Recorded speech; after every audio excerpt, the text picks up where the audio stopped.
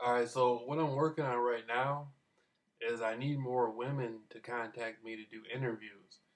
I kind of lost interest in doing interviews with men for the simple fact is men seem to not really get the seriousness of gang stalking and where it's been going and how it's went from back in like the '60s. You had COINTELPRO, you had the Zersetzen that came out of East Germany.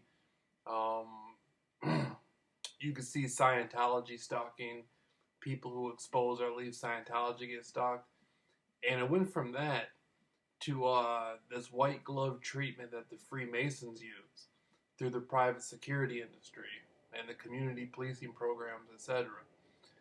And women seem to get the seriousness of it more. And I don't know if that's because there's more women that are targeted with gang stalking, or women just get the general vibration of the urgency that needs to be put on it. So I'm looking for more women to interview um, about gang stalking. And boy, this country's in a mess. Um, there's an area. I live in Norton Shores, Michigan, and there's an area that I had spent a lot of years growing up in, and have family there. So from time to time, I go there, called Muskegon Heights, Michigan, and this is a small black community in Michigan, mostly black community, and the streets are terrible. The streets are all tore up. It's dangerous to even drive your car down the streets because there's so many potholes and debris in the streets, and it's like that throughout most of Muskegon Heights. It's not just some streets or some areas. The general area is tore up like that. Then you have an abundance of crack cocaine and other drugs, and the crime rate just keeps going up, and all the police do is come in and arrest people and send them to prison, and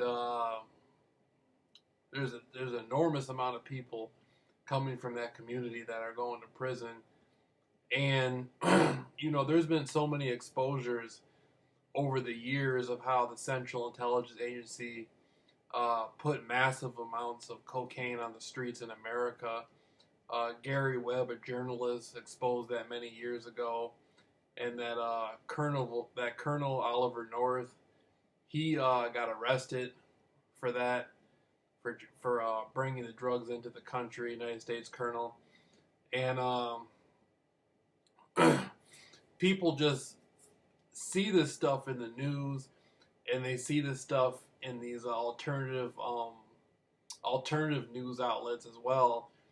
And for the most part, people watch it and they don't pay too much attention to it. And the people like myself who get up there and talk about this stuff, risk their lives and risk their freedom. I've been set up to be killed. I've been gang stalked, and it's just incredible how most of this stuff gets taken as entertainment, even though it's really not. It shouldn't be entertainment. People spend all their time watching basketball and football, and they want the latest tennis shoe, and they're not paying attention to what the government in this country has been doing for years. And there used to be a lot of black-owned businesses in the Muskegon Heights area in downtown Muskegon, and now it's mostly foreigners that own businesses, and it's just a fucking joke. Muskegon is a worthless city. It really is. And where I live, the police are really corrupt. The Norton Shores Police Department, they're very corrupt. I got framed through the Norton Shores Police Department, and